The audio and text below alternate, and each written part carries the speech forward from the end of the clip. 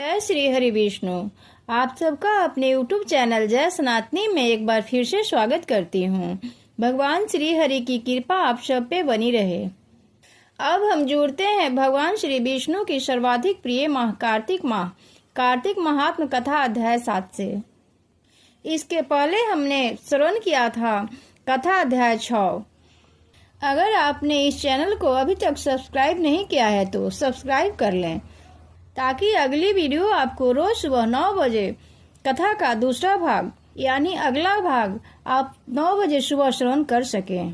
तो अब जुड़ते हैं कार्तिक मास महात्म कथा अध्याय 7 से।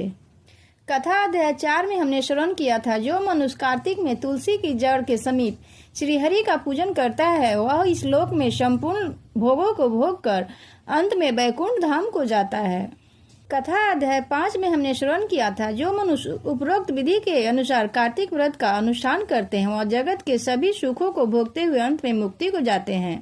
कथा अध्याय 6 में बताया गया है संगम स्नान का महत्व, गंगा स्नान का महत्व। अब हम शुरू करते हैं कथा अध्याय 7।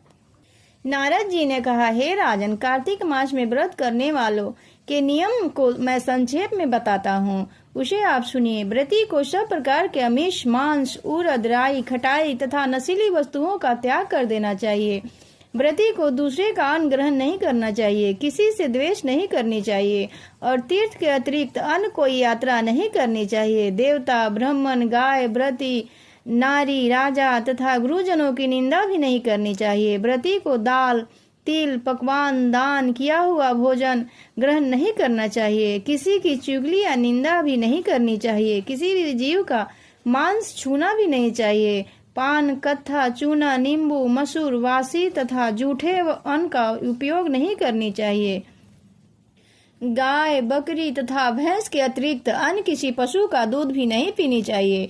कांच के पात्र में रखा हुआ पंचगव्य, बहुत छोटे घड़े का पानी तथा केवल अपने लिए ही पका हुआ अन्न का प्रयोग करना चाहिए। कार्तिक माह का व्रत करने वाले मनुष्य को सदैव ब्रह्मचर्य का पालन करना चाहिए।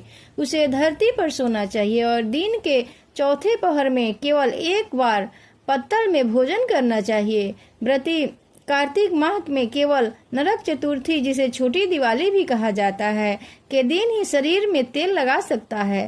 कार्तिक माह में व्रत करने वाले मनुष्य को सिंघाड़ा, प्याज, मट्ठा, गाजर, मूली, काशी फल, लौकी, तरबूज इन वस्तुओं का प्रयोग बिल्कुल भी नहीं करनी चाहिए। रजस वाला, चंडाल, पापी, मलेच्छ, पतित, व्रतहीन, ब्राह्मणद्रोही और नास्तिकों से बातचीत भी नहीं करनी चाहिए। भगवान विष्णु को प्रसन्न करने के लिए अपने शक्ति के अनुसार चंद्रायन आदि का व्रत करना चाहिए।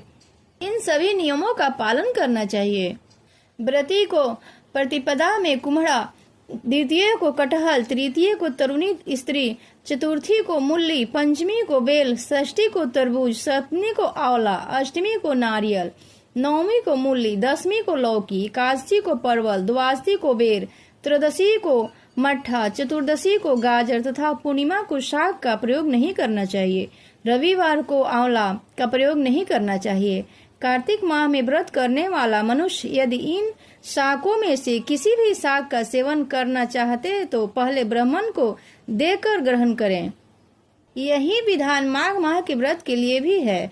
देवोत्थानी एकादशी में पहले कही गई विधि के अनुसार नृत्य, जागरण, गायन, वादन आदि करना चाहिए। इसको विधि पूर्वक करने वाले मनुष्य को देखकर यमदूत ऐसे भाग जाते हैं जैसे सिंह की गर्जना से हाथी भाग जाते हैं।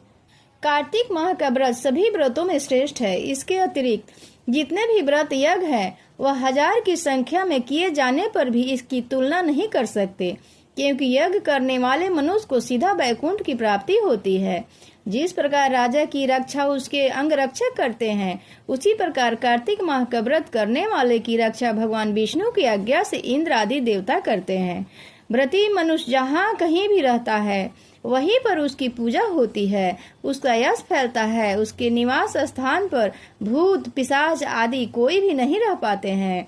यह विधि पूर्वक कार्तिक माह का व्रत करने वाले मनुष्य को पुण्य का वर्णन करने में ब्रह्मा जी भी असमर्थ हैं। यह व्रत सभी पापों को नष्ट करने वाला, पुत्र पौत्र प्रदान करने वाला और धन्य धान की वृद्धि करने वाला है। जो मनुष्य विधि विधान अनुसार कार्तिक व्रत करता है, अनुष्ठान करता है, वह जगत के सभी सुखों को भोगते हुए अंत में मुक्ति को प्राप्त होते हैं। इस तरह से कथा अध्याय 7 संपूर्ण हुआ। कथा का अगला भाग कल सुबह 9 बजे अवश्य सुने।